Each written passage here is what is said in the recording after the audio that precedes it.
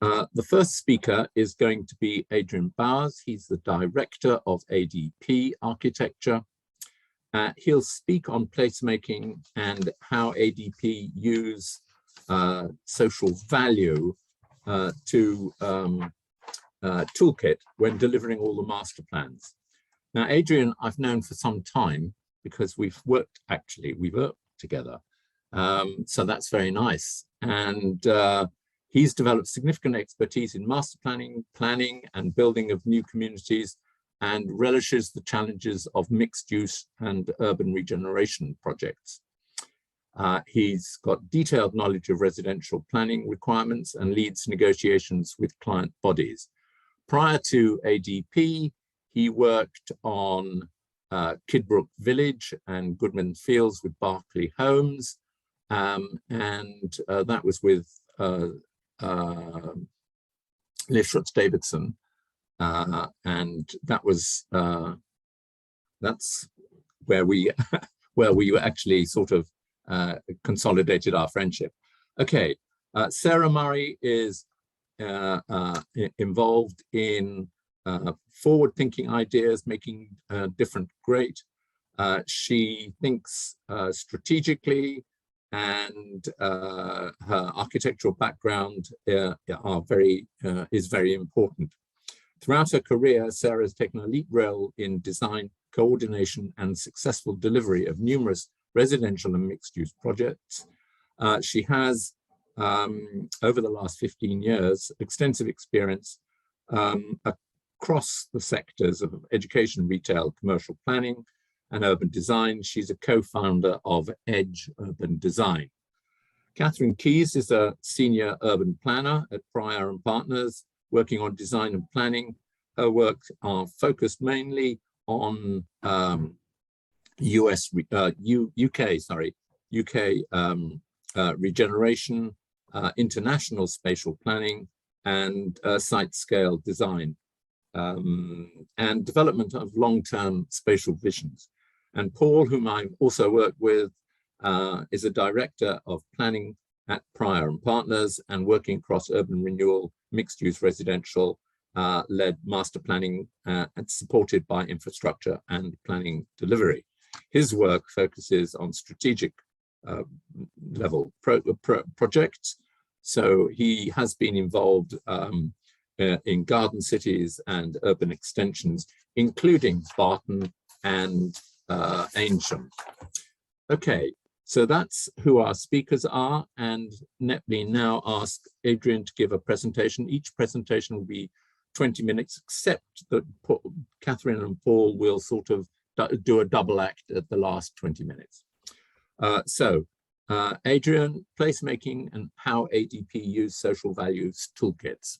Over to you. John, thank you very much, and good afternoon, everybody.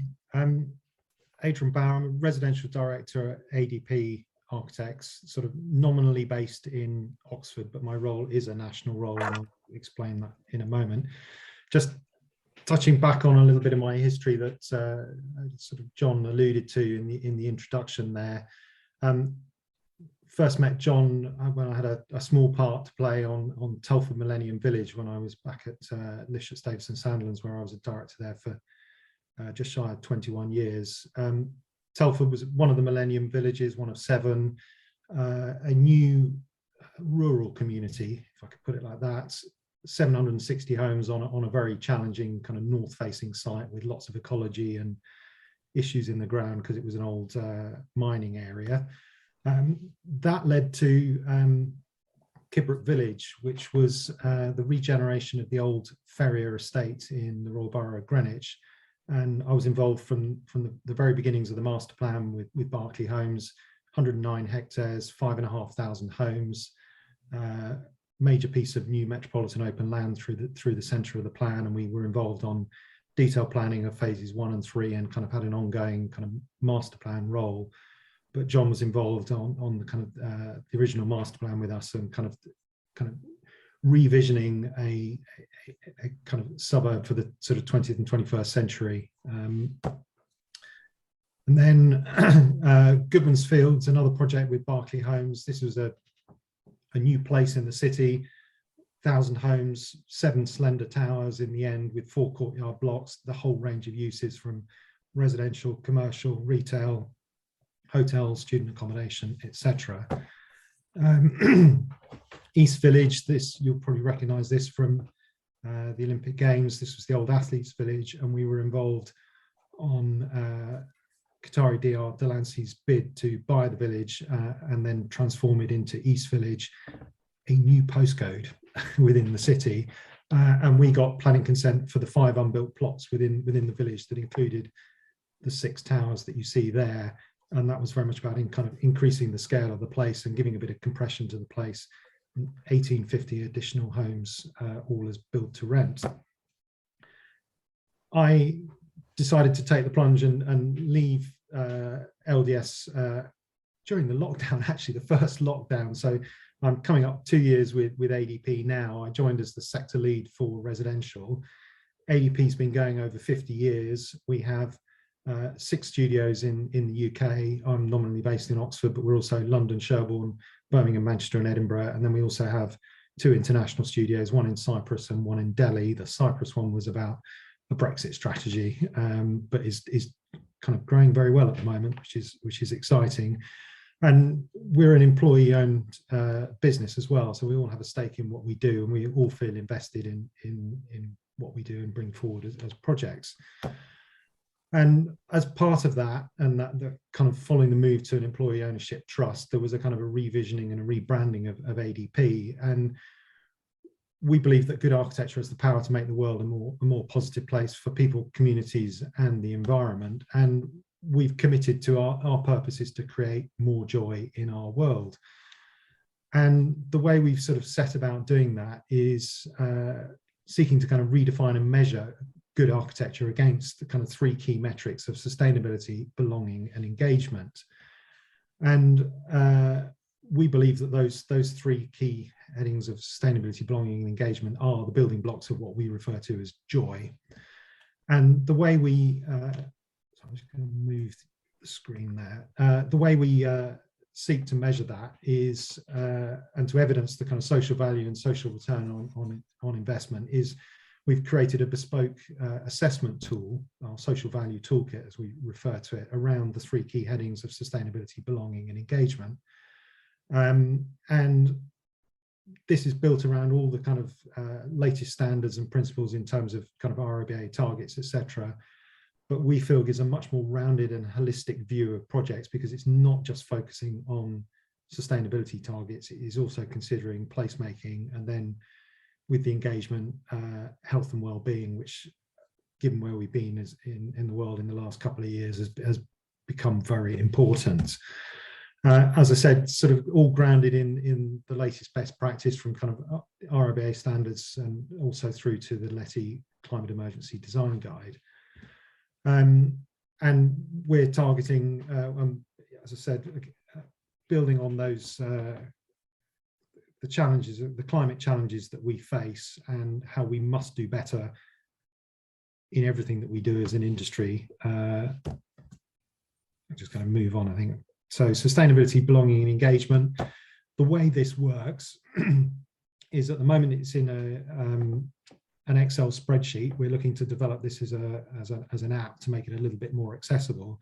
But we've committed to doing this on all of our projects at key stages. So those are feasibility, planning, completion, and then post-occupancy evaluation. And the 3 headings have sort of 5 key headings within them, and backed up by between sort of 10 and 15 questions. And if I zoom in on a couple, that you can hopefully see that just a little bit clearer. What we can do, particularly on the early stages of a project, is to go through a client it takes about an hour to kind of run through the toolkit, and it's these questions are sort of binary yes or no, 0 or 1 answers that build a score for each of the headings within there. So you kind of look at the biodiversity there, and hopefully you can see that a little bit bigger. So can we retain existing landscape and biodiversity features? Is it a landscape-led approach? And as you can see, with these sort of yes or no answers, they build an individual score for each of the headings that you then click on the results tab at the end, and it instantaneously generates a result that's in that kind of graphic wheel that you saw earlier. And I'll show how this works on an example in a moment. And then sort of sustainable transport. Do we have a green travel plan? Do we have access to good existing and proposed local transport links, etc.? And the same is with the belonging. So this is around kind of placemaking and kind of connection to nature. So if I kind of just zoom in on the first one there.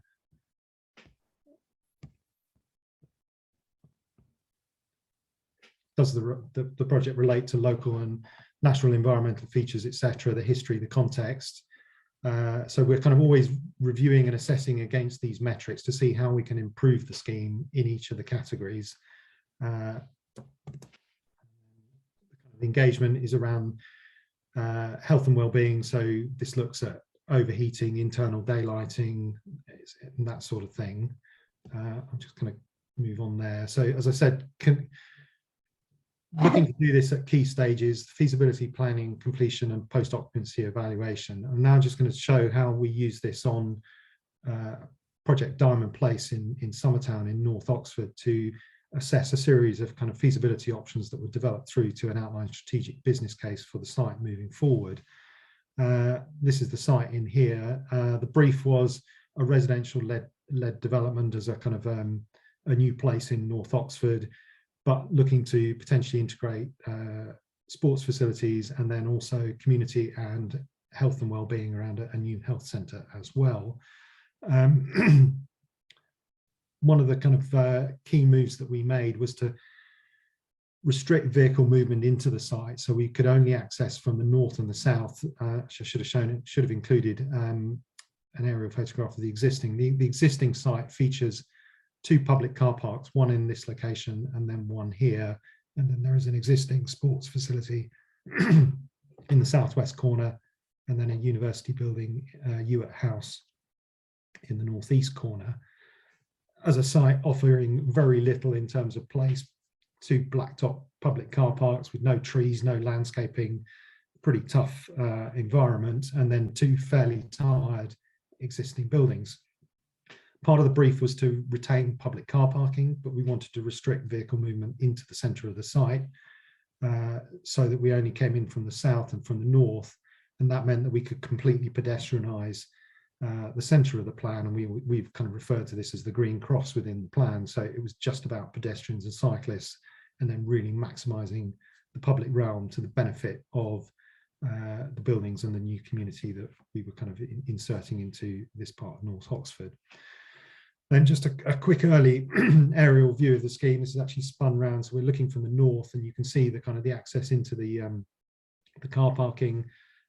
So we were using the podium, ground floor car parking with podium gardens above, and that car parking was only to provide the public car park that we were being asked to maintain as part of the brief. So effectively the rest of the scheme was car free because of the good public transport links that we had out on the main road. And then maximising the kind of landscaping, the public realm through the green cross, and then also with the podium gardens as amenity space for the residents in the building. And then the new sort of sports centre in here, and then sort of health and community uses there.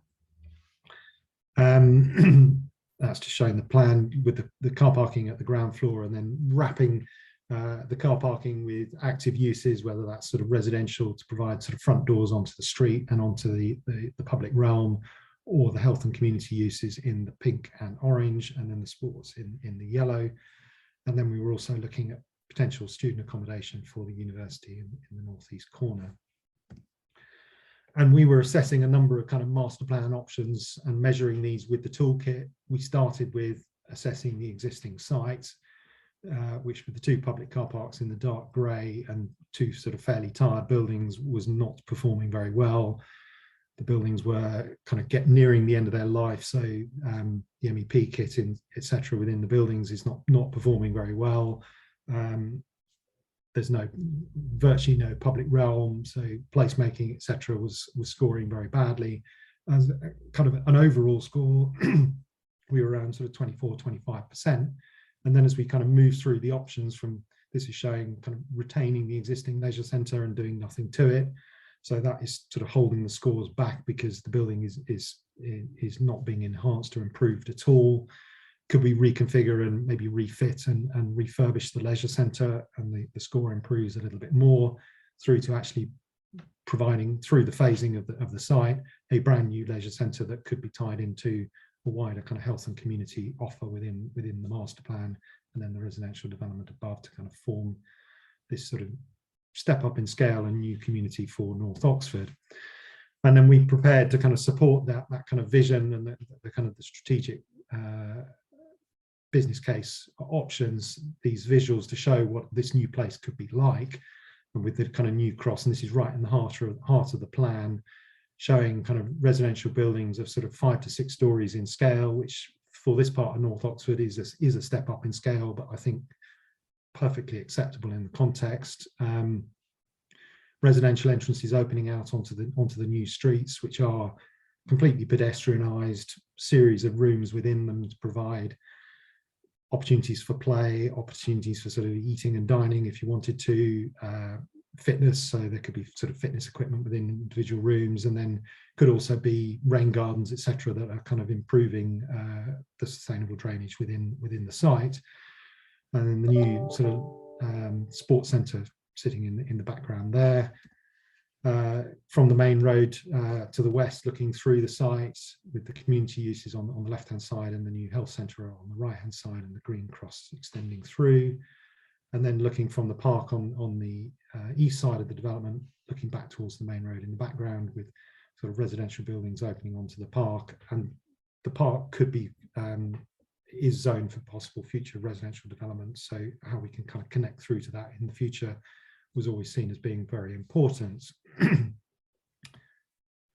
then, I'm not sure how I'm doing for time, but just another quick example of this is a commercial project in Oxford. I'm not going to be specific as to where it is, but again, how we've kind of been developing the toolkit to assess options, and this was looking at 2 potential options: redevelopment of an existing building for commercial uses, and sort of different massing options within there. This was sort of 2 separate buildings with a kind of central landscape space between, and then a sort of a single building, kind of pretty much maxing out the development opportunity of the site. But we were beginning to then drill down into how we were performing on each of the individual targets, and then how could we improve, and setting this was part of a sort of a stage 2 report that was prepared, how we can kind of challenge ourselves to do better at the next stage to improve the scheme moving forward. And then how we can kind of link the toolkit back to the individual kind of design responses within the building. So, yeah, placemaking, we can create new sort of civic space at the front of the building, opening onto the street. That can be linked to kind of rain gardens, and we can improve biodiversity, etc., within it. And then how we kind of get individual elements within the building to maximise the sustainability of the building, but also in the internal environment and the health and well-being. And then just very lastly, one of the things when I joined ADP that we sort of looked at was how, and I think this was part of the discussion today, kind of potential impacts of the kind of coronavirus as we've had to live with it over the last couple of years. This was a little sort of thought piece that we put together, challenging how residential development could be improved, how we could deliver a 100% dual aspect scheme, but also looking at the internal environments within the individual apartments.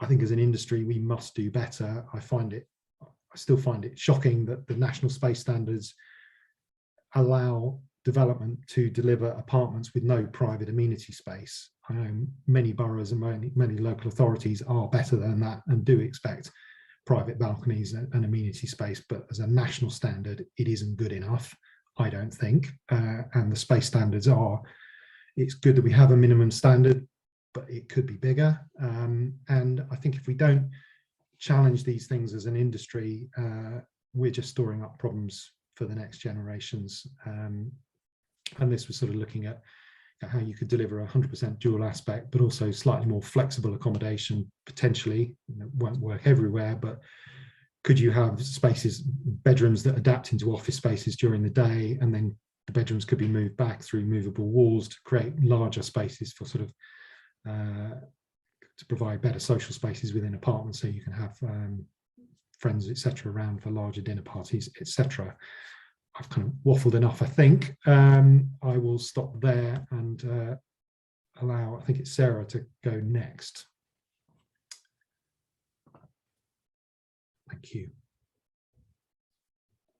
Thank you very much, Adrian. That's very helpful. If you want to put any questions to Adrian or to any of the other speakers, please can you put them on the chat line? One question is, you showed a score of achieving 75% on a particular project. Yeah. I think that was the one in Oxford. I was going to say, I think that's a reasonable first score, but I think the challenge we set ourselves there was, yeah, that's not a bad first score, but there is plenty of room for improvement. So what sorts of things do you do to push it up to 80 or 90 or even 100%? I think 100% is a bit unlikely, too utopian, John. I think because there's always a constraint. 90% then. That's you know what. If I was a witch magazine, I'd be sort of looking at this in slightly pedantic manner. But so how would you? What sort of things would you be tightening up on? It depends on the individual project, but sure. Can you push the sustainability standards that little bit further? Could you go to Passive House, for example? Are you doing well enough in terms of the placemaking, the kind of the external environment and the public realm there? Can that be kind of developed further? Can you bring some of that into the internal plan of the building or into courtyard spaces? I don't know. It depends on the individual schemes. And then the health and well-being side of things, the engagement bit. Can you improve the standards there? Going to Passive House, does that improve the internal environment of the building as well, so you can kind of get the double win on the sustainability targets, but also the internal environment as well. Okay. Projects always have to have their constraints, and it is always a balance of there's always the cost plan that comes in at some point. Can you afford these things? And then you're always balancing that. And yeah, but I think 75 was a kind of that's a good first score for a kind of feasibility stage on a project. And then as you kind of develop through to kind of planning, I think you would look to improve that to get. Thank you. And is your you know, what you've developed, is it a public document? Can other local authorities gain access to it? Yes, by employing us to work on projects. Very good. Sorry. What we have done is we've committed to using this on all of our projects, right, whatever the sector, and at those key stages. So we are kind of building a good database of how our projects are kind of performing, and we do go back and we do post-occupancy evaluations, etc., to see how has the story evolved from those early days through to completion and beyond. Okay, thank you for mentioning me. And now we'll go on to Sarah, who will talk about her approach, or Edge's approach, I should say, to master planning and the repetitious aspect of it, people coming back for more. Thank you, John. Thanks for the introduction, and good afternoon to everybody. Pleased to be here today to talk a little bit more about what we do as Edge. Just to give you, my presentation is going to be slightly different to what Adrian did. As we're quite a new business and we're located in Oxfordshire, kind of central to the whole BOBMK network, I thought I'd give you a bit of an introduction to who we are, because some of you might not have heard of us, or many of you may not have, and just give you a bit of an overview really as to kind of the projects that we undertake as Edge and our approach to that. And also I'm going to touch a little bit upon some sort of new work we're doing on new settlements.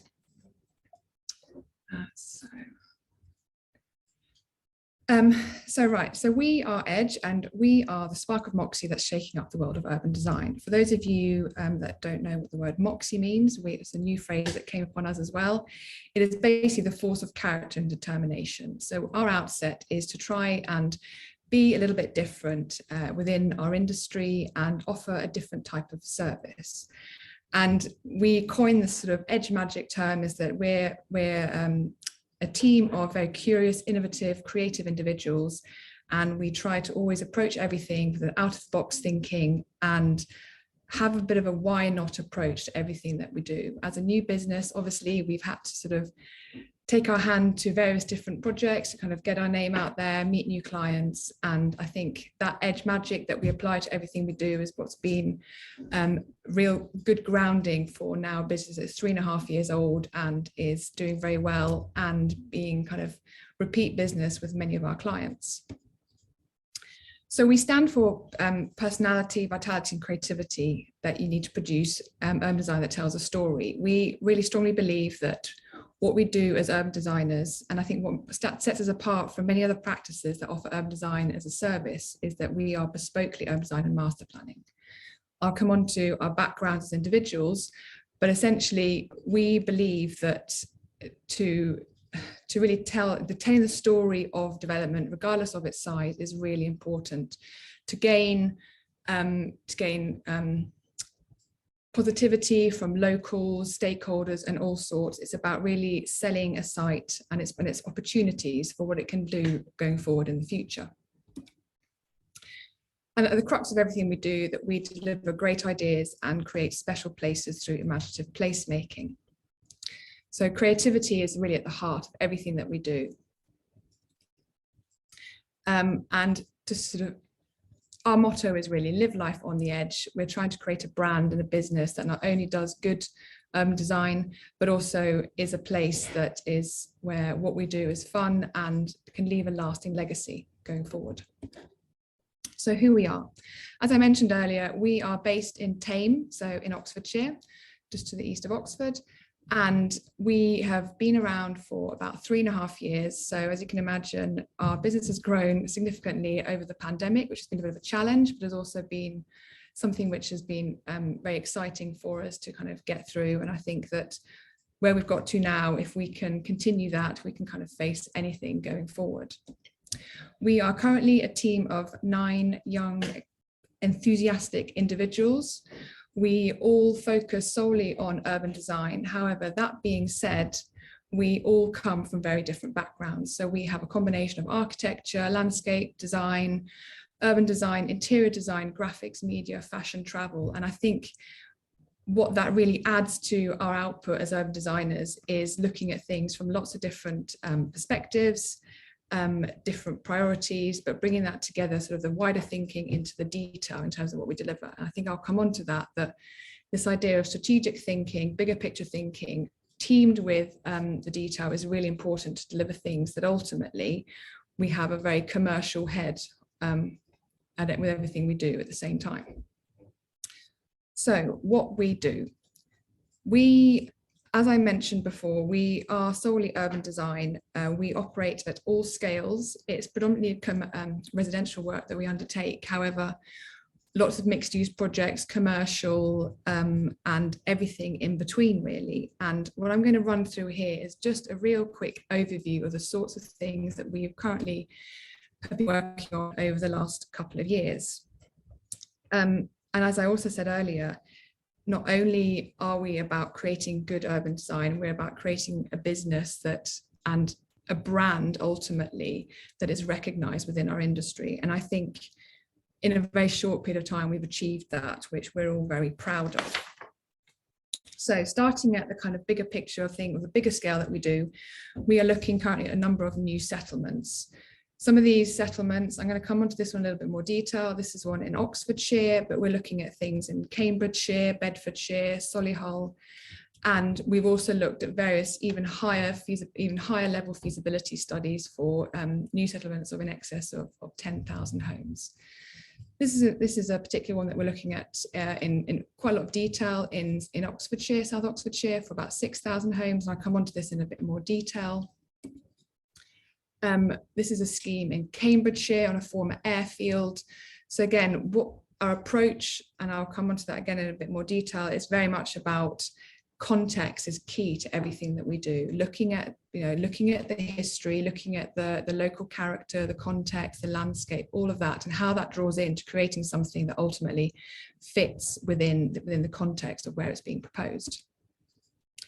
We have a scheme here that we're proposing for a new sustainable urban settlement in Solihull, creating a high street, revitalizing the idea of the high street and how that can bring to the community of a new settlement, how that integrates the schools, the mixed uses that are required to create a thriving community.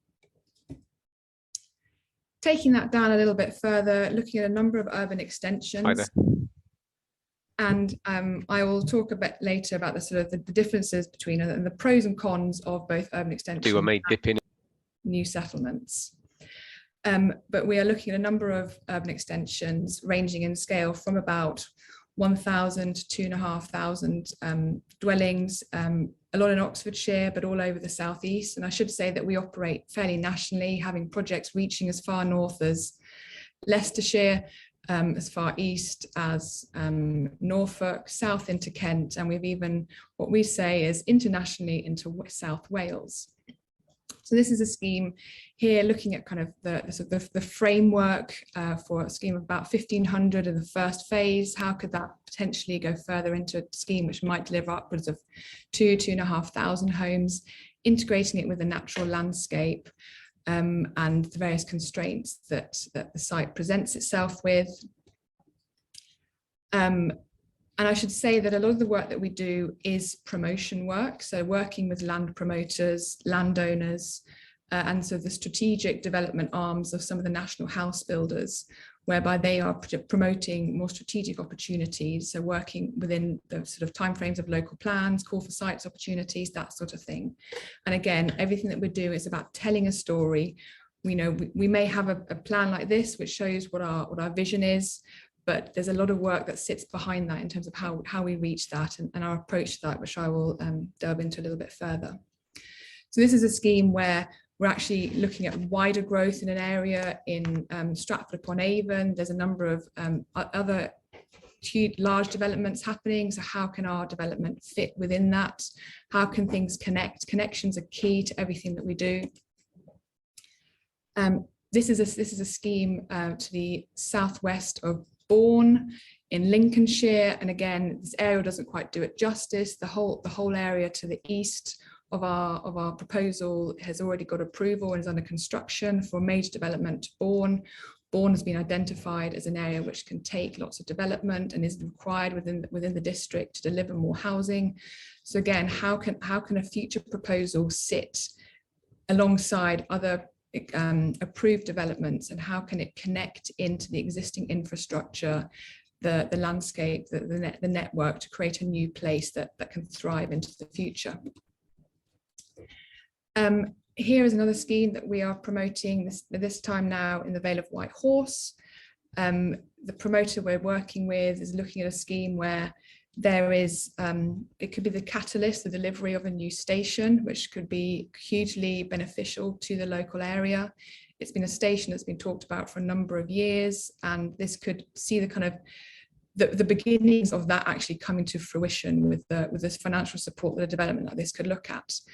But even though we're looking at a scheme here of approximately 1,000 dwellings, which is sizable, we will often look beyond that, and what are the even wider opportunities with this. So this is now, touching the kind of the boundaries between urban extension and new settlement. In this case, new settlement wasn't quite appropriate due to the sort of proximity of existing historical settlements, considering coalescence and that sort of thing. But how could what we're currently looking at in detail actually become a broader, wider, much longer term opportunity that may be of interest and maybe something that could be pursued.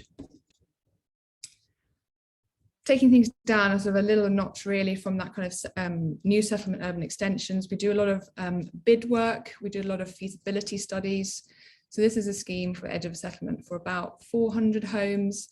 So a lot of our, when we take the work that sits beyond our sort of new settlement urban extensions, a lot of our work sits in that sort of 200 to 500 dwelling scale of development, working with various developers and promoters.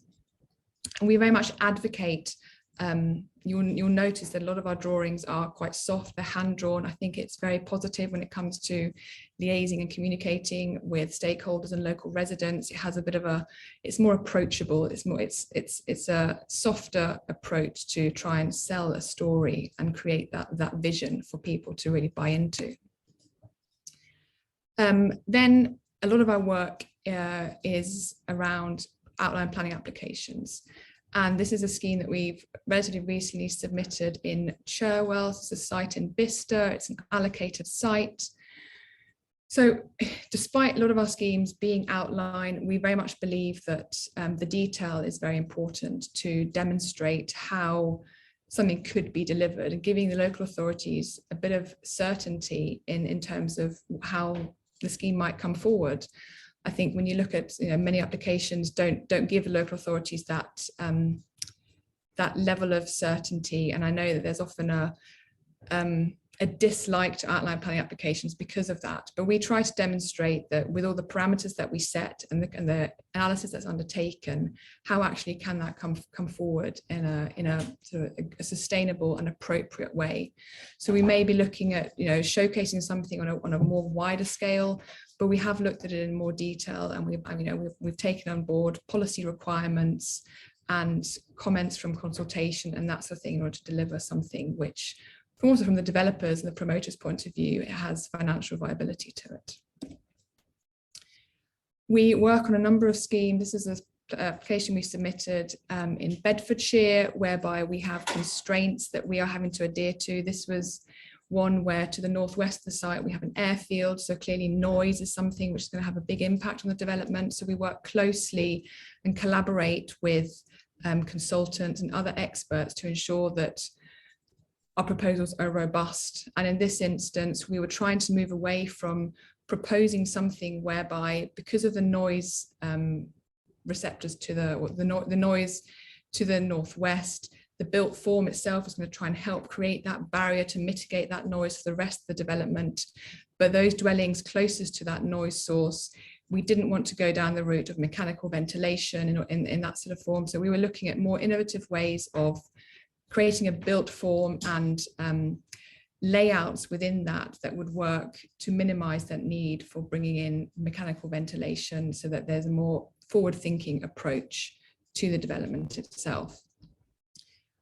We work a lot in plan, as you've seen. A lot of the drawings that we've produced showcase how something sits within the settlement, but we also try to give an idea for what the place might look like, creating soft visuals to really give a sense for what that new development, what it could create, evoking some kind of emotional response to people that this information is shared with, showcasing play spaces overlooked by homes, creating a community, which ultimately is so important in all that we do. Again, here's another application that we've recently submitted, actually that recently got planning approval down in Dover district in Kent. This settlement's called Sholden. There's been a huge amount of development happening here. This was an allocated site. We were working very closely with the local authority to bring forward a vision for this site that they were comfortable with. We went through a design review panel process on this one, and managed to engage locals and the local authority in a scheme that they were very content with. We looked at character areas, we've looked at street sections to really make sure that what is being put forward is something which will be desirable within the area. Oh, sorry. Again, visualizations to really help demonstrate how that might look. And in this instance, actually, through the committee process, when it got taken to committee, we were asked to look at some more visualizations to really demonstrate how the landscaping for this scheme was going to assist in not necessarily hiding the development, but really making it integrate more closely or better with the settlement edge. So we were again collaborating with visualizers and create a 3D model to help them look at landscaping strategies and what that would look at a sort of a year 1, 5 and 10. And this is just boiling it down again, smaller schemes right down to detailed applications where we work with a number of developers where they are looking to actually build out the product that they do. So that is a sort of whistle-stop tour of the sort of types of projects that we get involved in as Edge. And this has all been born out of the last 3 years, 3.5 years of making new contacts with various clients across the country. And the success has come largely through our approach and our confidence and experience in what we're doing. So as I mentioned earlier on, our approach is very much about the bigger picture, but underpinned by the detail. And I think that's largely borne by the fact that we have this diverse team with various backgrounds, and we all look at things quite differently. And that gives us an approach to look at things on a bigger scale, as well as the detail. And we're very much landscape led and sort of constraints and opportunities led in terms of how we push sites forward. And the ultimate aim is for us to be leaving a lasting legacy for people and places. So I know, Adrian, obviously you talked quite a lot about architecture and what you do. We don't deal with architecture as such. We're obviously love architecture, love buildings and what they do to a place, but it's the spaces in between, the connections between the buildings and the wider settlement that is really key to us. So whenever we are looking at a project, we want to understand the settlement. We want to understand where it's come from, where it's going, and how what we're moving forward with will do. So one of the first things we'll often look at is the kind of historical growth of a place. And I'm just going to showcase some examples here of things we've done for various schemes. So how has that place grown? How will this next opportunity kind of add to that place? What are the patterns of development, and how can that be used to influence things that we're putting forward? Because ultimately, we do believe that any new proposal should fit comfortably with what's there and existing. Now, that doesn't then necessarily mean that then the character of that place or the built form has to be a pastiche of what is there, because we can always be looking to be forward thinking, sort of in architecture, the material, the sort of elements that we use. But it's still important to understand where a place has come from. What we also think is really important is to understand the kind of what we often coin as the plan of plans, really seeing where a settlement, what it's offering. And going back to this idea of storytelling, is that, you know, ultimately our job as urban designers, when we're employed by, commissioned by our clients, is to sell that site. Why is this site appropriate for development? And we will work in conjunction with planners and the various sort of technical teams to do so. But it's really important from a sort of settlement-wide perspective to try and explain why this site should really come forward. So an example here in Kenilworth, where the site that we were working on to the south there, it sort of forms a continuation of this network, sort of necklace of development that's sort of sitting on the sort of southeastern periphery of the development. Again, it's a settlement that can take growth, it's earmarked for growth. So how can this proposal actually form part of the wider provision?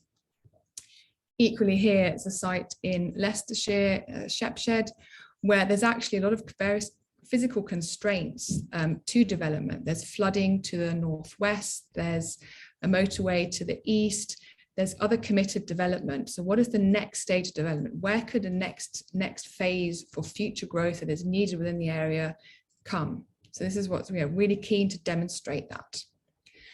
Then, you know, going from that bigger picture, boiling it further down into the site itself. This is going back to the site that I mentioned earlier in Bicester. So looking at the various constraints and opportunities that a site presents itself with are really key for us to determine where is a development appropriate. Beyond that, we can then figure out how that development should come forward. But so that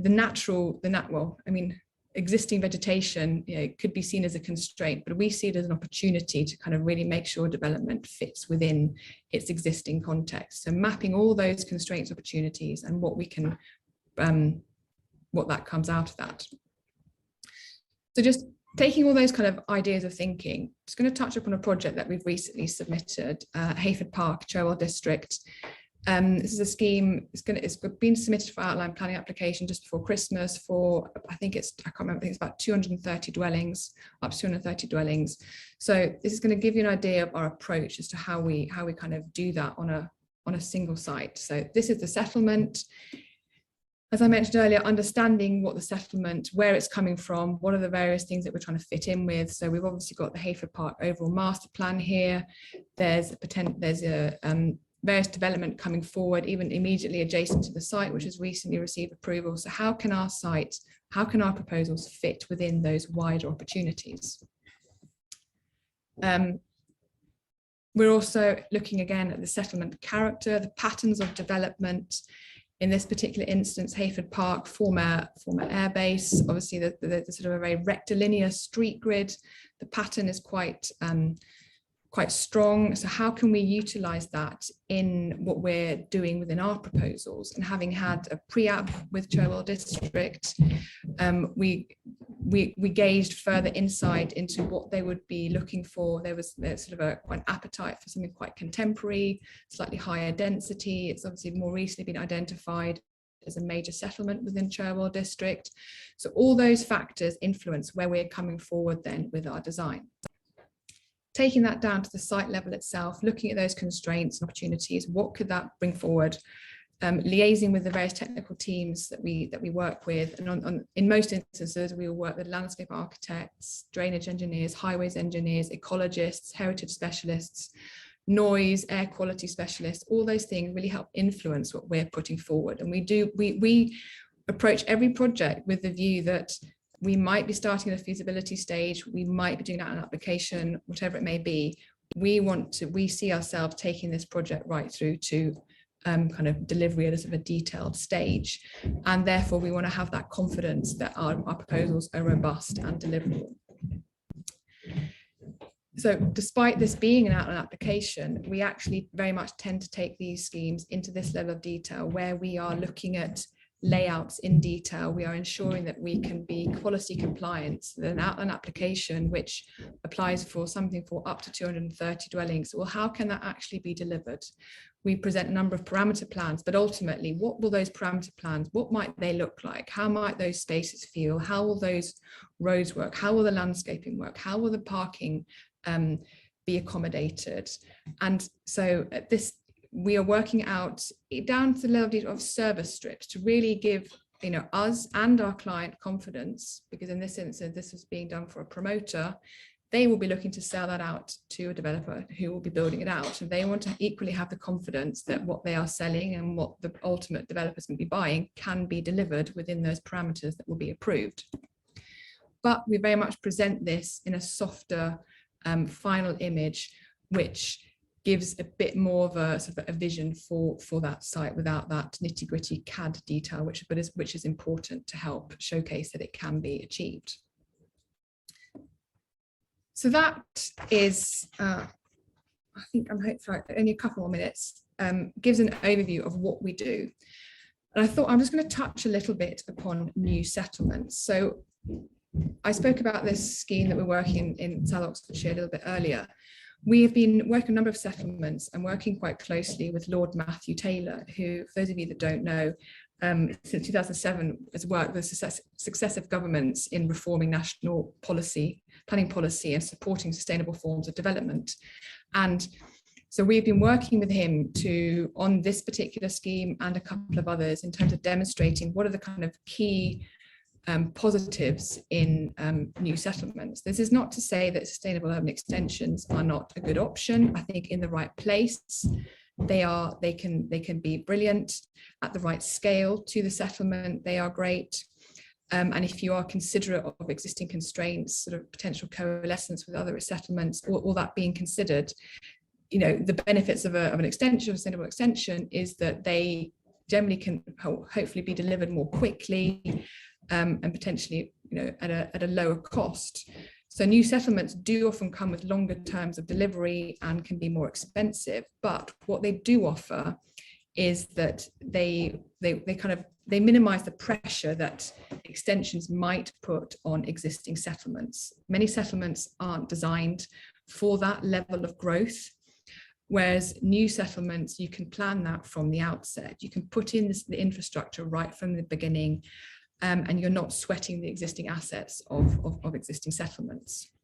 it also allows you to really go for that sort of carbon zero approach, sort of car free potentially, or very low car usage, because you can really increase the internalization of a scheme by enhancing pedestrian and cycle movements. And I think something I should note about this particular scheme is that we've been working very closely with space syntax. So space syntax will look at movement patterns and how you can create, even by turning roads a certain or pedestrian connections a certain angle, you are able to achieve the best, sort of most efficient connections between places. So what not only does that help shape the place and locate various uses, through a process of iterations for this particular scheme that we've been working on, they've managed to establish that this proposal is more walkable than Poundbury. Now, Poundbury, as many of you may know, is earmarked as one of those key developments that is seen as being highly sustainable. So it's a great achievement of ours to have got that to this stage. The various layers that come into creating a place alongside the movement network on this larger new settlement scale allow us to create a place that really can deliver that on that sustainability agenda. It allows us to look at density and how from the outset, and how the place actually can continue to grow into the future. And on that basis, on the sustainability agenda, if you can at that sort of day one really implement carbon zero neutrality and sustainability measures in terms of transportation, protecting of the environment, creating spaces for people, that will allow you to create a place that over time will continue on that basis. So this is just a bit of an overview of the sort of work that we've been undertaking on a new settlement, working, as I said, quite closely with Lord Matthew Taylor and a large consultant team. And the sustainability of this is what's really being pushed forward. And so this is some imagery that's being used as part of that visionary work that we're undertaking, like the movement hubs, distribution hubs, kind of creating places where people can really come together in a new community that will grow going forward. And I'll leave you with this, leaving the world with more interesting for your being here. And that's our intention. And hopefully that is it. Thank you, Sarah. That's terrific. That we've had a question here from, I don't know, let's just have a look. From Jason.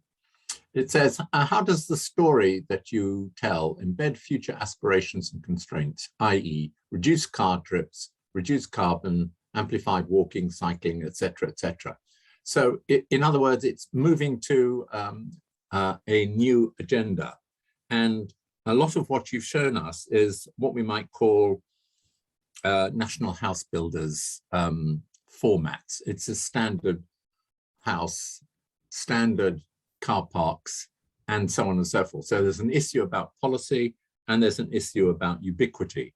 Could you just talk a little bit about what you think the sort of the benefits and the drawbacks might be, and what you're trying to move to, because presumably you're trying to have conversations with your clients and push them in other directions.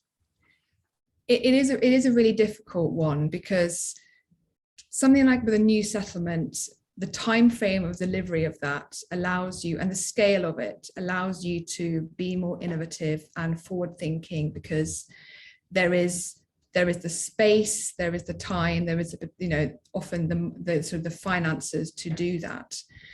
Now we're very keen to be working with clients on smaller sites as well, where we can try and be truly sustainable and forward thinking in that way. Now, the conflict often lies with from their side of view, the viability of things as a result of that, and the local authorities being the kind of the ultimate deciding party. And I think that the aspirations for us are to kind of push the boundaries where possible, but I think that often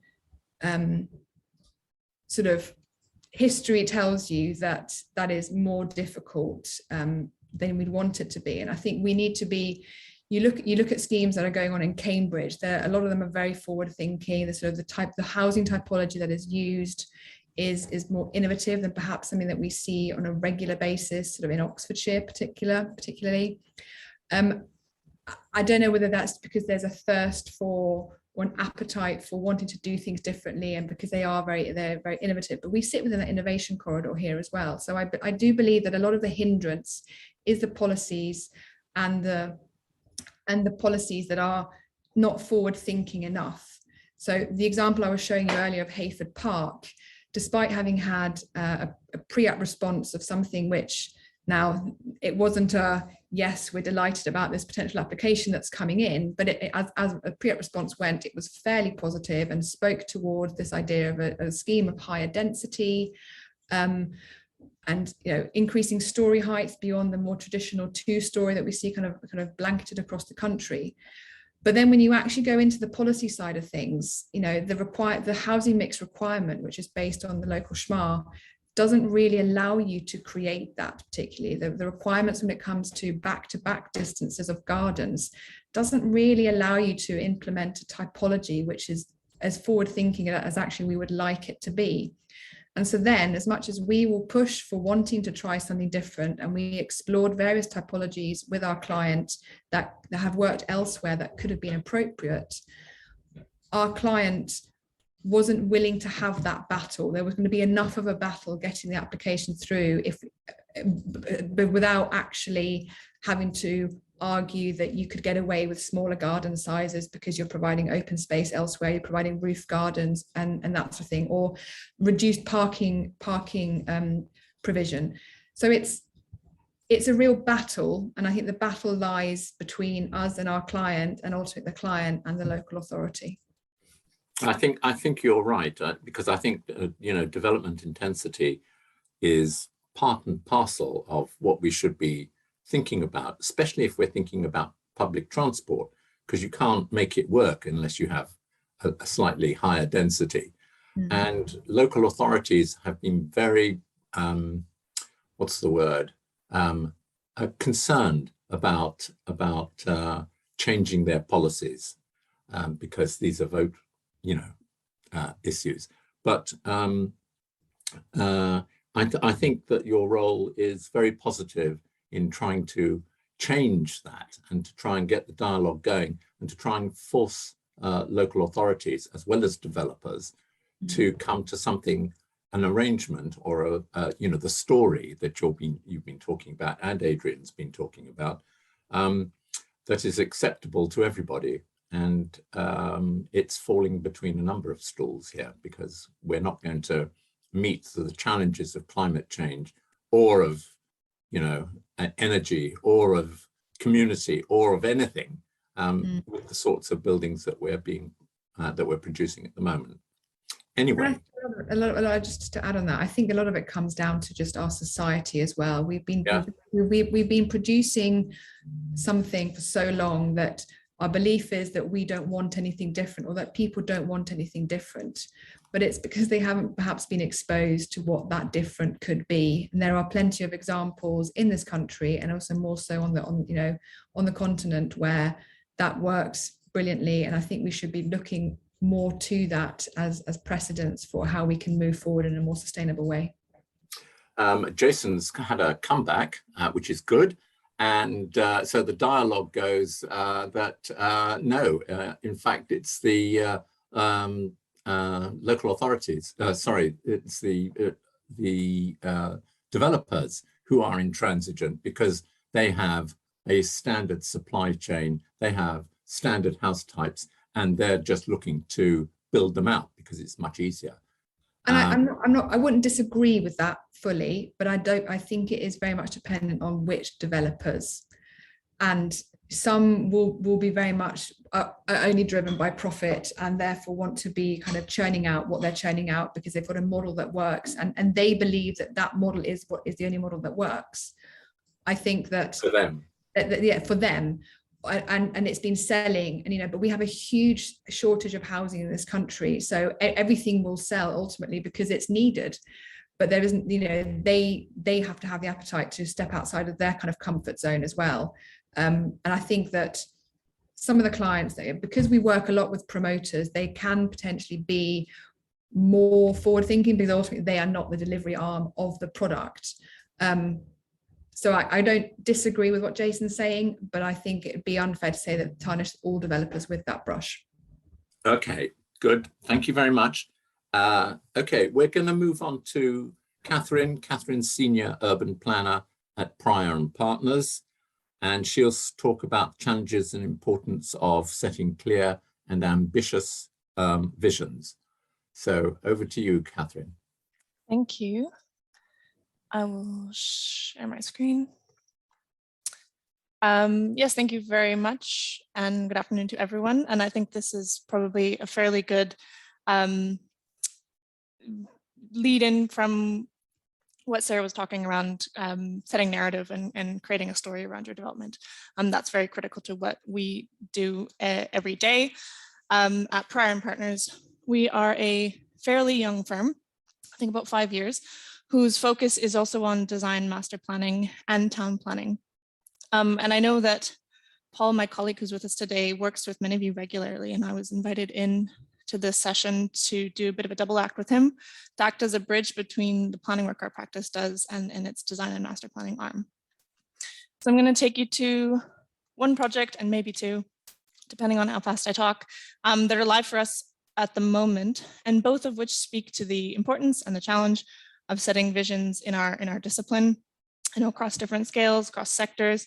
This piece around being bold about your ambition, being clear about your ambition, and getting wind behind it is really critical for us in tackling all the various issues that we know we're facing in the design and industry and the world more generally. So the first one I'm going to touch on is the work our practice is doing at Thamesmead Waterfront. Pryor & Partners were commissioned last year to develop what is called a vision and strategic master plan for Thamesmead Waterfront. We jointly led this project with Arup as technical leads, and we're supported by a really diverse team of architects, landscape architects, engagement specialists, ecologists, cultural specialists, meanwhile specialists, etc. So we kind of push the boundaries to what the team of urban designers really needs to include. This project has both the challenge of setting an ambitious vision and resolving it on a really complex site. It's being delivered by a joint venture between Peabody and Lend-Lease. Peabody owns this land, and they've partnered with Lend-Lease as a development partner to bring it forward at scale, because it's very huge. It's, well, huge. It's large. It's a large piece of land in London terms, at about 100 hectares. So it's a really major regeneration opportunity for London that is backed in both local policy and regional policy. Key to bringing this piece forward at scale is an extension of the DLR under the Thames and into the site. It's not drawn on this, but there's kind of a vision for a DLR extension that runs all the way under the river and into our site. This is kind of, well, it's in early phases of work. Adrian mentioned that he's been working on this years ago. And so it's a project that's a long time coming, but in terms of delivery, it's still in early stages. So a key role for our team over the last year or so was to really define that opportunity so that our client team can start to make the case for funding for this major infrastructure piece and other, but critically the DLR. We needed to make the case that this place has real transformational potential, both for the site itself, which is one thing, but whose benefits can be felt well beyond the red line. The red line being this is the Thamesmead Waterfront site, and it sits in Thamesmead, which is a community in East London, east of Woolwich and the Royal Docks, both on this plan. It sits on the bank of the Thames, as you can see, and today on site there's an existing town centre, which is a kind of standard big box drive-in, drive-out, and a large portion of publicly inaccessible land, some of which is designated as MOL, some of which is designated as safeguarded for river crossing, and some of which is covered by a landfill from Olympic spoil. So it's a very complex place. The work that we did kind of started we started from a vision perspective, fairly tabula rasa. And the way that we approached it, as I'm sure many of us approach it, is in looking first at the big ways that our world is changing and how the places that we create need to respond to that, those global drivers. That's climate change, that's the pandemic, that's changing patterns of work and travel. And then looking at the strategic positioning of this place in London and the Thames estuary, and the opportunity finally born of the locality itself and the site itself. I won't go through the global drivers because I think we're all kind of on the same page of that, but thinking about its regional positioning, this blue blob is our site here, and this is East London. And all the yellow is opportunity areas and designated growth areas. So this site sits very firmly within London's eastward growth pattern. Places such as the Royal Docks, Woolwich, Barking Riverside are really changing the character of this place, it's urbanizing it, and critically, it's shifting the balance from suburbia and a residential place towards a real place to work in the city and a place that people might actually come to as a commute. The Thames Estuary Production Corridor forms a really big part of this story. So that's a kind of initiative that goes all the way up in government, and it's about bringing creative and productive industries to this area. So the real opportunity on our site to tap into this change, to tap into this changing character, and to explore the emphasis on cultural industry. Zooming back into the site, it sits within a very kind of interesting place, I would say. The Thamesmead today doesn't resemble this new East London. Thamesmead was constructed in the 1960s as a new town or a new extension, a social experiment in kind of modern living, and it really bears the mark of this. So it's got over-engineered roads, it's got isolated neighborhoods, there's a lack of placemaking, it's car-dominated, and that all kind of is something that we want to tackle on our site as much as we can and bring that change, change the kind of the character of the surroundings. But also the people who live there today are really young, really diverse. There's a huge West African community there. So the waterfront has the opportunity to obviously create connections and amenities where they are lacking, but it really has the responsibility to provide jobs, opportunities for this young population and create a place that's welcoming to its existing people and cultures. And finally, in this process of kind of setting the vision, we looked at the site itself. It's got a really, really rich network of green and blue spaces on site. It's got freshwater lakes, canals, kind of a really interesting rolling topography born of the landfill, actually. It's got a sink, it's got access to the Thames River. So in the context of what will be, a really major growth agenda, these are the types of things that can set this place apart. So in talking about developing a vision, we need to develop a vision for this place. What we did in the first instance was to bring together all these perspectives and all this kind of research into the opportunity to understand the different directions that this place could go. This was largely workshop based. We workshopped with our client very intensively, but we also brought these to stakeholders and the community. And we posed a series of what if questions. So what if, what would it mean to put nature first? Weaving it into the heart of even kind of the most urban spaces, our town center. Or what would it mean to become a place with culture on every corner, where the local art scene is given a platform, where maybe music and cultural spaces are actually a real pull for the area, bringing people from outside in. The project is live. I can't actually reveal our final vision, but unsurprisingly, it's become a blend of these different elements whose golden thread is really found in the kind of incredible natural assets on site and kind of this idea of green modern living. So this drawing is our interpretation of those opportunities and our kind of collection of those opportunities that we heard throughout workshops with the community, our client team, and indeed our very kind of big and multidisciplinary project team. So you'll see as a first principle, what we call the big green and blue. This is about recognizing the uniqueness of this site, the uniqueness of its green and blue spaces, its canals, lakes, weaving across the site, how we can better connect those, how we can leverage what's existing to reactivate lost spaces. These aren't open to the public today, including making the most of our technical constraints, which are quite, in many ways, quite restrictive, to actually deliver some really major green spaces and make that an asset. The second point, a network of neighbors, recognizes the scale of residential development that is unlocked by the arrival of the DLR.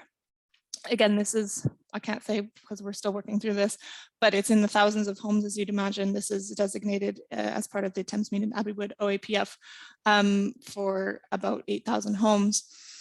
So the imperative of delivering these homes in characterful mixed-use neighborhoods, which critically are integrated with existing communities and bring opportunity and value to them too, is a really big part of our plan. And that kind of intersection is important. The boundary is as important as what we're kind of introducing inside our red line. This third point, called a diversity of destinations, is about seeking to really turn the existing monocultural place on its head by creating a very intensely urban and animated place that changes how people in the area live more broadly. Offering things to do on their doorstep, places to gather, a town center that does what a town center needs to, isn't just a giant Morrison's, and creating real richness in the offer. The point that we call our town center of tomorrow is about that town center transformation. So I mentioned today it's a big box retail site. There's a few grocery stores, but mostly it's a large car park with very little public realm, very little public amenity, and it turns its back on the lakes that are there today. So our proposition is about turning this on its head, creating a town center that really meets nature in a real and abrupt way, opening up the town center up to the lakes, and indeed integrating the canal network into our town center so that people are living in nature, even in the most urban spaces. The final point is what we called our connected communities. And that's to the point on changing how we move around, radically changing how people get around. This is a car-dominated place, and it's out of necessity. That's all there is.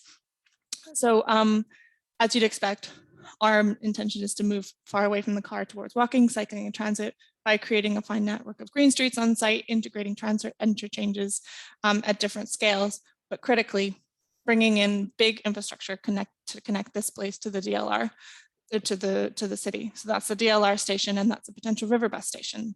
So this place, it will become an opportunity in and of itself, but we really want it to be a gateway for opportunity to the wider city that residents nearby can access.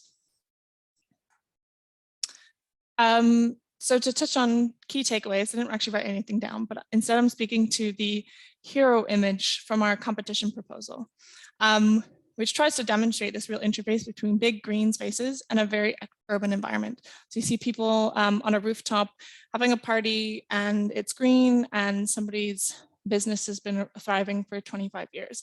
And what we see in that is a place where existing site assets are unlocked to create a major new park for London, where people have spaces to gather, build their businesses, grow enterprise, and be integrated as a real part of the London city.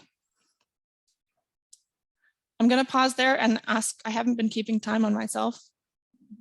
Do I have time to continue on, or shall I pass over to Paul?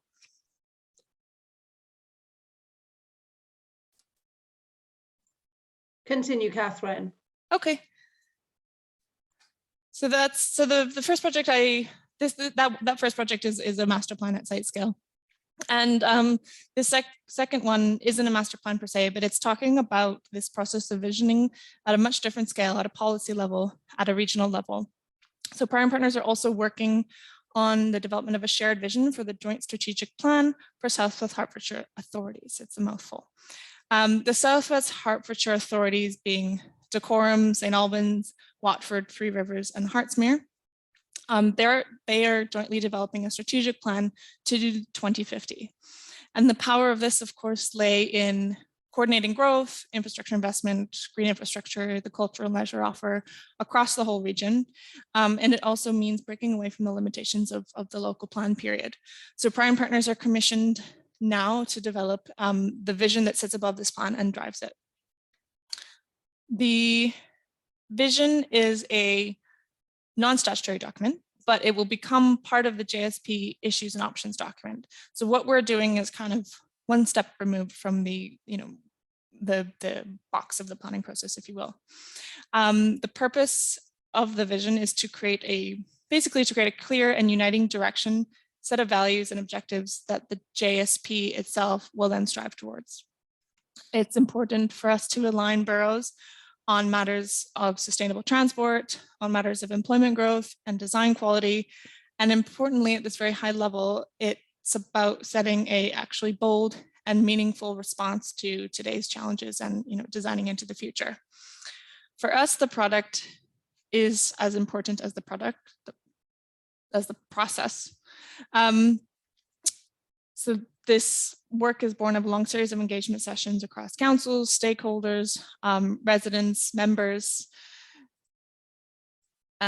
So we've been running basically kind of an engagement sequence that's taking people from the here and now, the today, and into the future. So first, as Sarah discussed, it's about getting under the skin of the place itself, understanding the opportunities and challenges that it brings. This slide is an output from our kind of first engagement sequence where we discussed in plan the opportunities that people see, the challenges that people see in living and working here, and try to kind of condense this into what's the identity of this place. Southwest Hearts in many ways is actually defined by its proximity in relationship to London. So something that drives commuting patterns, its desirability, and therefore its pressures on growth, its employment opportunities, its travel network. It's also super diverse in character. So it ranges from what's essentially like an outer London borough character to rural villages. There's a new town to some really kind of historic places. So we did a lot of desk research followed by workshops and online engagement to understand not just the facts of it, but the real perceptions of place and what people want to protect about their place and change about their place.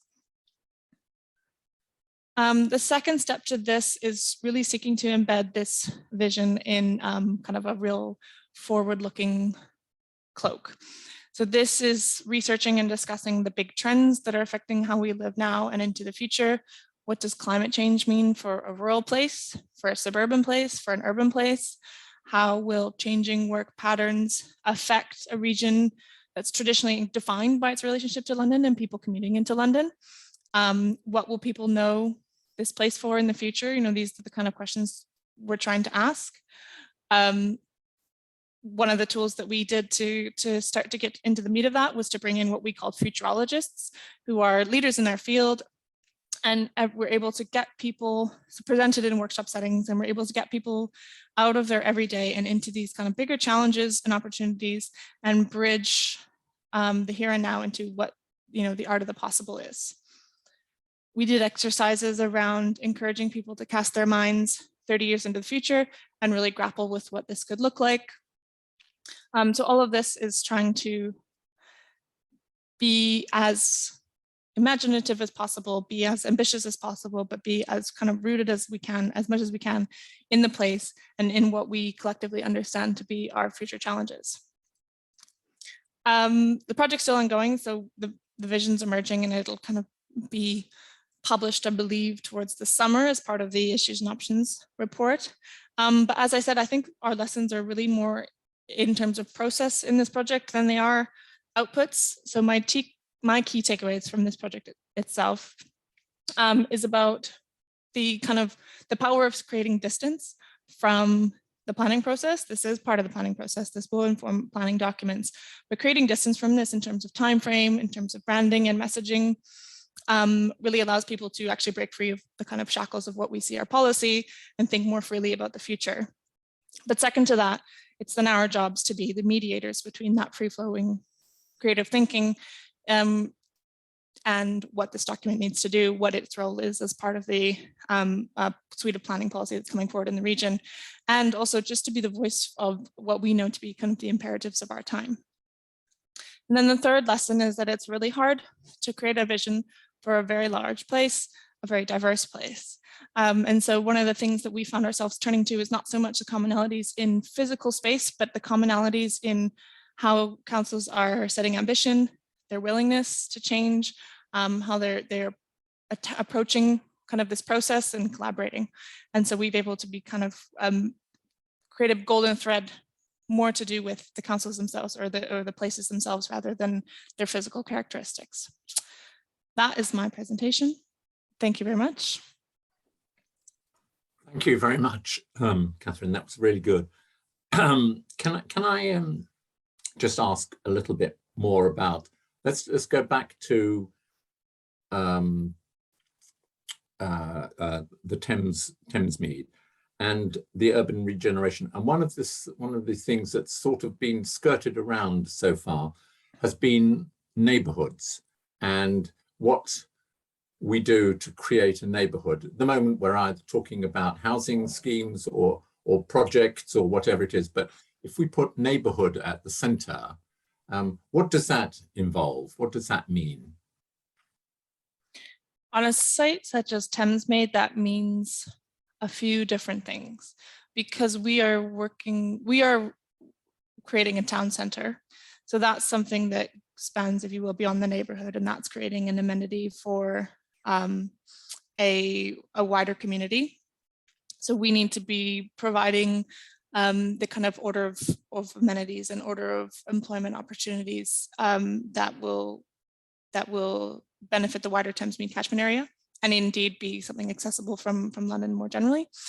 So in that sense, creating an anchor, a commercial and cultural anchor up to this place is really important.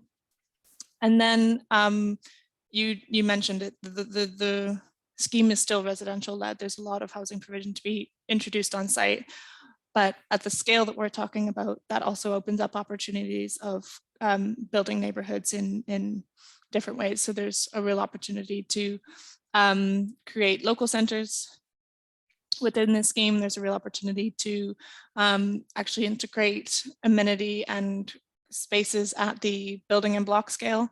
So we're thinking about how to introduce kind of ground floor co-working, ground floor gallery space, flexible meeting rooms and workspaces, down to both from the kind of town center level all the way down to the block level. Okay, that's helpful.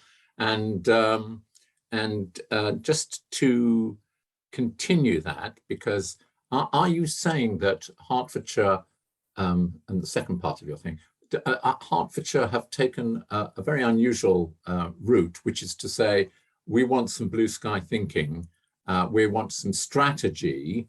We're not dealing with policies at the moment. Well, let's get the strategy right and then work backwards to see what the policies should be in order to meet that strategy. Is that what you're saying?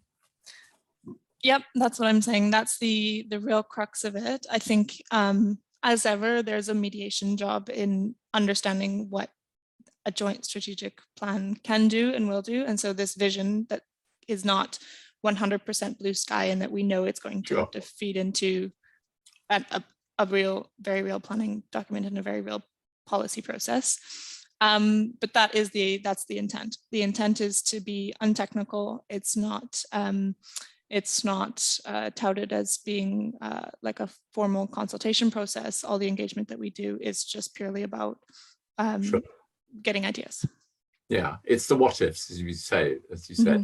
And we don't do enough of that. Most local authorities don't do anything like that. Once upon a time they had forward planning, but now it's a little bit different. Okay, that's really helpful. Thank you very much for that. If you have any thoughts or anything that you want to talk to people about, please go to the chat line. The questions are not piling in as much as we would like, but I think that would be very helpful. I'd also like to mention that BOBMK does do a lot of design review design review, and some of the things that you've been talking about are some of the things that keep on coming back on the review panels. So why are you doing this? Why are you doing that? What's the story? What's the narrative?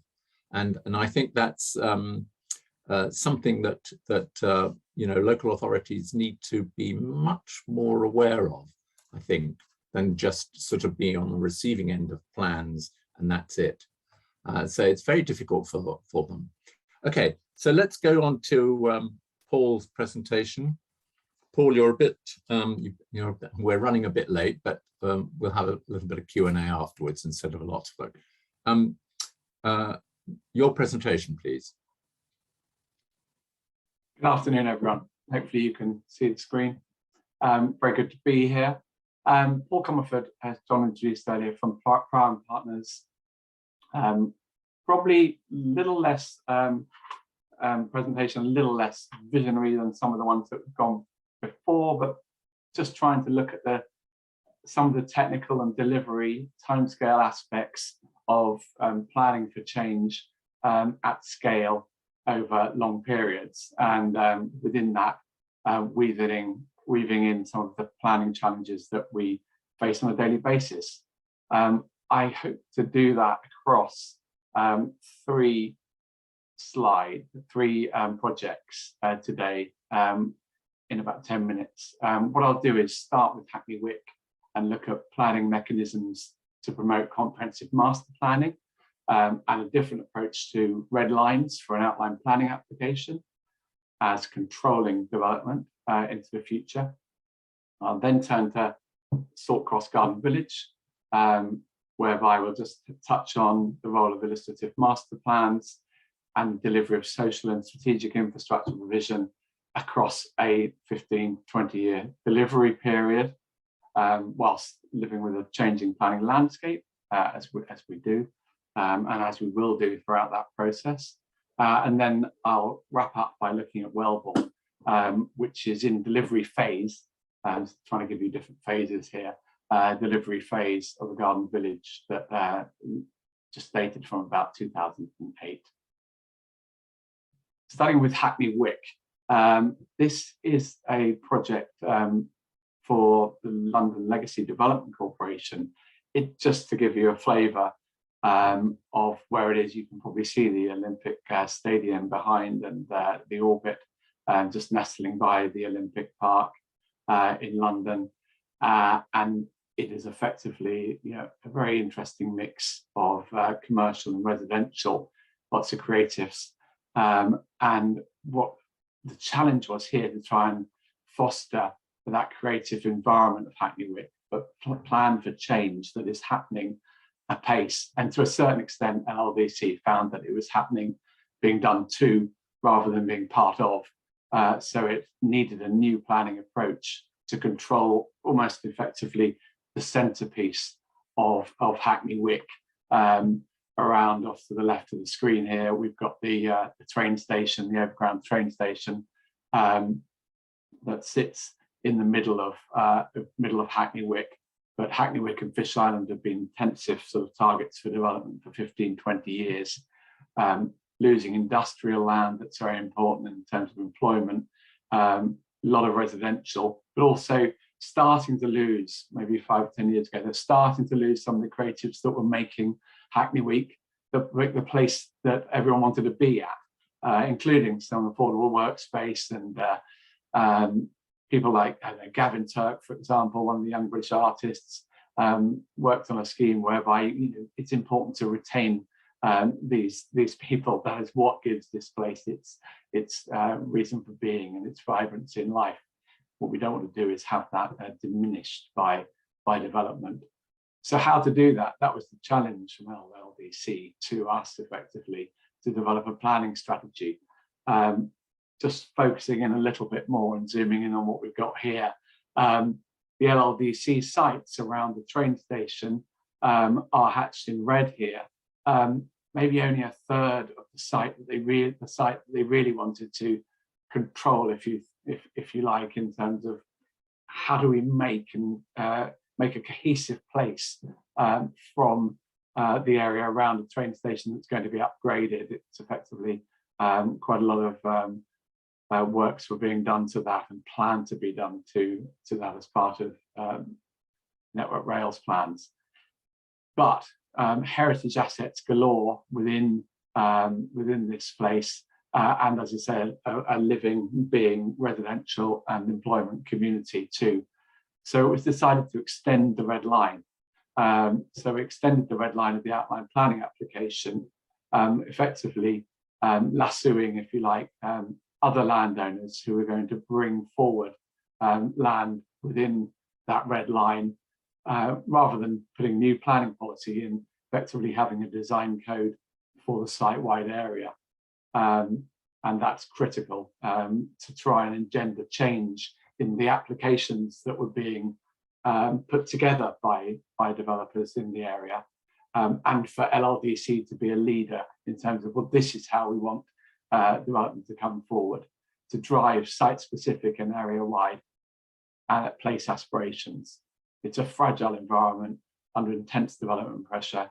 How do you preserve those inherent qualities that collectively make it so attractive, but facilitate the necessary change and public transport improvements, but retaining that special balance of homes, jobs, creativity, without just driving out in the very essence of the place. So that was the planning strategy, and it was really used as a means to engage the other landowners and raise quality and consistency of place beyond the ownership about those heritage assets, including a boathouse we've got here by the River Lee navigation, and establishing, and you may be just able to see it just here, a series of yard spaces.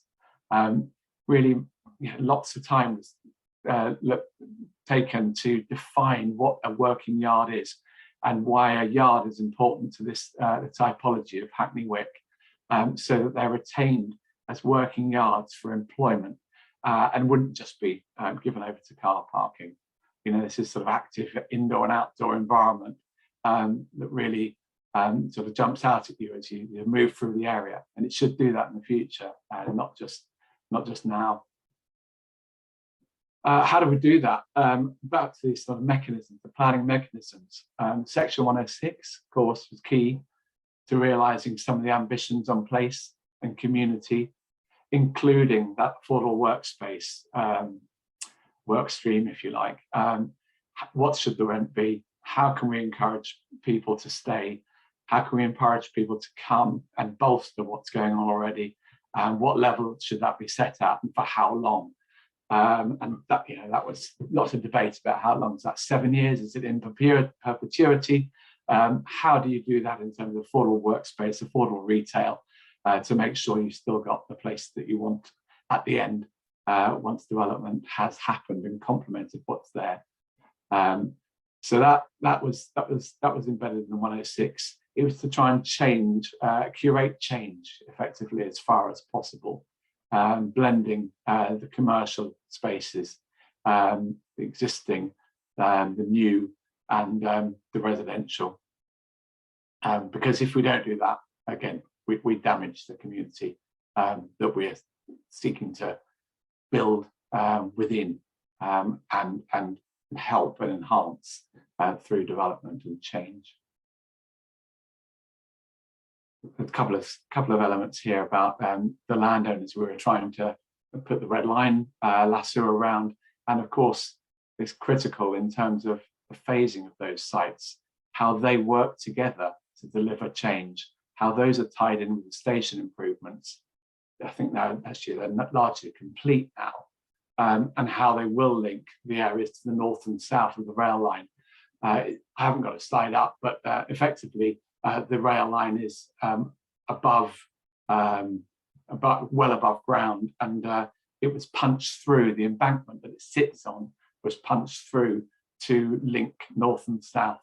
So it's a pretty major piece of work, but it ended up in us creating new spaces around the north and south of the station, such as one here, which is straight in front of the Central Books, a close up here, a Central Books depository, one of those key heritage assets that need to be brought to life by the development and connecting Hackney Wick as a whole. Moving on to a site some of us may be more familiar with actually BOBMK helping on the design throughout to where we've got to today, is Saltcross Garden Village. Here, there's lots to discuss on it, but I'm trying to just pick up on the theme of phasing and infrastructure delivery at a larger, more rural scale, and that is Saltcross Garden Village. It's in short form, in the order of 2,200 homes and science park on the A40 as you're leaving Oxford towards Witney to meet Oxford's housing need. It was originally in about 2016 a site that West Oxfordshire District Council promoted as a garden village, and for my part and for Prime Partners' part, we're working with Grosvenor Developments Limited in terms of the promotion and design development and an outline planning application for the garden village that was submitted, getting on for 2 years ago. Very much a collaborative process working with WODC. We're working through the area action plan currently, and effectively agreed on the end state, which you can see here, which is a series of neighbourhoods, which has been subject to extensive community design development and charrettes. But again, with the AAP at the moment, we're in looking at the detail, and the inspectors are looking at the detail of the phasing of the place, how we grow the place, how we grow the social and strategic infrastructure that's key here, and that's currently the focus of our work. Yes, we have to integrate existing and new communities. You can make out Ancient to the south of the A40 and Saltcross to the north. And what we're trying to do is also work with live funding streams, such as growth deals and heavy lifting to provide really strategic infrastructure improvements, such as the A40 to the south, which will need to be improved in connection with the garden village and growth in West Oxfordshire and Oxfordshire itself. One example of that, as we look at a bit of an axonometric, looks a bit jumbled, but 60 hectares of green infrastructure within the development is the HIF works to the A40. There's a large roundabout that's needed to be provided, but we need to align with that, and we need to make sure the phasing creates initial homes around a neighbourhood, rather than just illuminating effectively one part of the scheme. So there's always this sort of tension between place and infrastructure investment during the initial phases.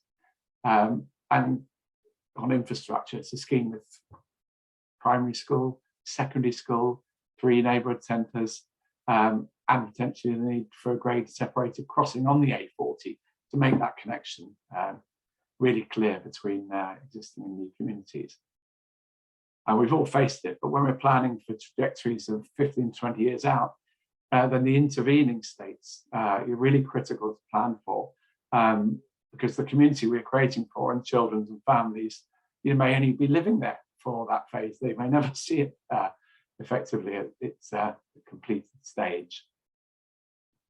Just moving briefly onto the regulatory part of the application, just a different layer of master planning, if you like, which is the regulatory master plan, part of the design code, effectively a planning application mechanism we've used to promote that confidence that we talked about earlier today with the local authority, and frame the more detailed design codes and reserve matters applications that the authority and the promoter you want to see, so that this is, it's a genuine legacy. It isn't business as normal. During this application, we've got a developer, Grosvenor, with a very ambitious targets, high quality homes exceeding national standards, and commitments to future home standards that are not in place yet, but we need to be for this development, even at submission a couple of years back. But maybe this is a point to reflect on that changing landscape, discuss the emerging national and local policies alongside competing priorities for stakeholders, which range from the detail to the fundamental in terms of the way you view the need for homes and jobs, and everyone views that balance differently. But for Salt Cross, significantly, energy, for example, and biodiversity net gain, really critical. We have an AAP in development, and it's examining what can be done there. At Salt Cross, the objective is now for zero carbon and for 25% biodiversity net gain. Both items that, as you'd expect, have significantly moved on since the local plan and that evidence base. And just flicking off to another project, but at Barton Park, actually John mentioned it earlier, I think we have an AAP there with 20% renewables. It might have been challenging in the initial phases, but it's now probably operating as normal or below normal rules for forward-thinking developers. Just to close out, and with some thoughts at the end, but looking at Wellbourne Garden Village, 6,000 homes astride the M27. In fact, homes and jobs to the north of it, but the sites, the red lines there to the north, as you can see there. It's being delivered, so it's useful to look at. But I think this is just a bit of a commentary on the note about the timescale of delivery, and the badges that such a place might have. I think it was chasing eco-town status at one stage, and then I think almost without asking, it got badges of Garden Village, which is obviously interesting at the point of delivery. Almost when you're putting a planning application in, you're now a Garden Village. But at 14 years, we are just touching on the delivery of the Garden Village. Happily, it was a landscape-led plan. It reflects the landscape character, has significant amounts of GI, always rooted in key concepts. I think we've got the Wellbourne Mile, the linking communities here.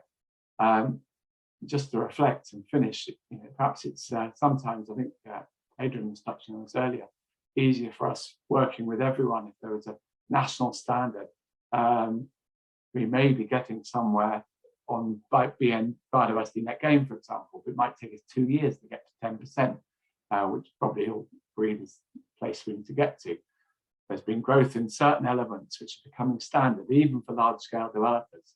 M42 access standards, for example, those nationally described space standards that Adrian was perhaps challenging earlier. We're looking at master plans now that are trying to solve those sort of acute challenges, including ones of housing delivery and affordable housing delivery and job creation, but also increasingly those climate change challenges, carbon emissions, biodiversity, whilst ensuring we do somehow engender flexibility to enable us to adapt over time. We'll be delivering over long timescales. We need to be flexible to allow for ongoing prioritization. It's not driven by a need for dilution, but it can be about allowing us to reprioritize elements to perhaps reflect local and national priorities over these extensive periods on projects of this scale. And with that, probably run vastly over time, but thank you.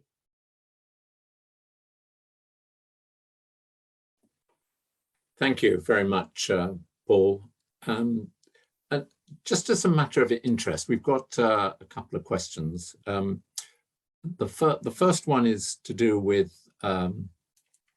this whole issue of how flexible, because we're talking about long time periods, how flexible do we have to be? In other words, should we be looking at current policies, or should we be thinking about what the strategic issues should be and then fitting into them? So could you talk a little bit about what the barriers are between strategy and delivery? Yeah, yeah, okay. So I think you've got to try as best you can to anticipate where we want to be. that's a difficult balance to strike. But I think I was touching on sort of something like future home standards then, where you can see something, ahead of you down the road, and you have to do all you can to sort of challenge how you're able to get there, and can you get there now? And that's the sort of thing we encourage clients effectively to do, whether that's local authority or promoters, even if they have legacy stakes and long-term ambitions like the likes of Grosvenor. It's still about trying to just say, where should we get to, and where can we get to, and making sure that we really assess that for the scheme. It all depends on the site specifics, of course, and not looking at anything in the rear view mirror. But obviously all of that has to be played into the balance of some of the challenges that I put on the screen earlier, that might be around phasing of large pieces of infrastructure, delivering kit, and how you catch forward fund and how you fund that potentially from non-standard routes to allow the development to be delivered over time and not have a trajectory that does stop. Because if you overstretch, you don't want to get to a position where you can't deliver at all. And I know that can happen if you can't get that balance right. And is that the reason that the garden town or garden village has a single developer or promoter? I mean, does that make a difference? Because procurement of what goes on over a period of 10, 15 years is incredibly important, because if it goes to the wrong people, you get the wrong development at the end. Well, you can do, John, and it's not quite. There are other land ownerships within Saltcross, so but it's a single promoter. There's a land, yes, not single developer, not single developer. It is a land pool trust, and their Grosvenor control a large majority of the site, but there are other land holdings within it. What I'd say is that it's the importance of getting to the right planning permission and crafting that, which is why I was emphasising, the roles of design codes, regulatory master plans, 106 conditions, of course, so that the authority can have that confidence that they will, if it was that single promoter coming forward, it might help things, but it's got to be the tools in the box of the permission, effectively, that must be tested and stress tested to allow for that vision to be realised, because that should set the bar, if you like, so that if areas were to be delivered on this or other sites by other people, then they will be delivered to that bar, and it couldn't be delivered out with it, because the codes, for example, the design code is obviously an approved document. So it's about crafting the right permission, and yes, parameter plans might look open potentially at the beginning, but the rest of the documentation, as the planning application as a whole, must work really hard to communicate the vision and legacy that's required, and the community that will need to be built up over time, and deliver it in chunks that can feel like a community all the way through. So you get we're talking infrastructure at the right time, as well as maybe a £10 million junction. So we're talking, how to formulate neighbourhoods, because absolutely, that's okay. All right. So Jason Sherwood has a question. Jason, do you want to unmute yourself?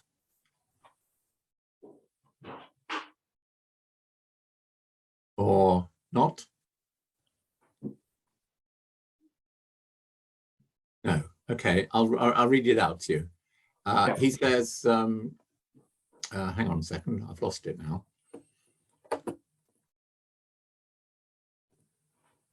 No, but he was. Sorry, I'm just trying to get to the chat. Here we go. Okay, so he says, you know, in terms of future growth over the long term, we should be planning for a predicted future development type transport network with robust ongoing monitoring to sense check if future predictions are right. If not, adjust the master plan approach so that master plan for large scale development must be flexible in an ongoing manner. So how have we done that in Saltcross? So just one example of that, it's probably a long answer, but just a headline is the fact that we're looking at spine road. Of course, spine roads come with housing developments, but the main road, if you like, through the scheme, you know, the concept is that might need to operate in different guises during the development of Saltcross and over the 15 to 20 years, and ultimately, you know, would not be something that could be travelled through by a private motor car, and would effectively only be able to do that through different modes of transport, and to make sure that this is not just the normal approach to transport planning through the site.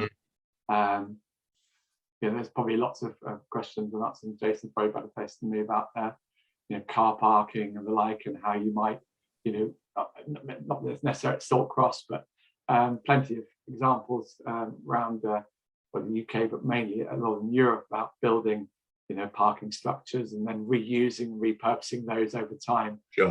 As demand goes down, and putting cars in different places to promote different modes. Okay, and you're kind enough to mention BOBMK's design review. So, Yeah. so was that useful? Did it change things? Was it helpful? It's always useful. It's always useful to, depending on what part of the process and what stage it's at, John, to really understand and test, because you do get caught up in these projects. That's natural. That's what we love about it. But when you're sort of 8 months in or 18 months in, it's hugely valuable to have those outside voices, and particularly when BOBMK sort of brings, you know, a specialist, whether it's, you know, another landscape specialist, for example, that can challenge our landscape architects when, you know, the client team might not have you know, that really in-depth experience, and to see the technical challenges that are brought by having the right panel of BOBMK is where we find an awful lot of value, because you don't often get to do that, because you know, if you're assembling a multidisciplinary team, you know, if Grosvenor are, you know, they're not sort of person marketing, haven't got all of those skills. They'll have that experience, but it's very useful to see those interplays and those dynamics. I think our experience at BOBMK is that sometimes we're brought in and it's too late. You know, so many things have got sort of laid down that in a way one should be brought in at sort of conceptual stage to help some of these things take place. Okay, we've got some more discussions.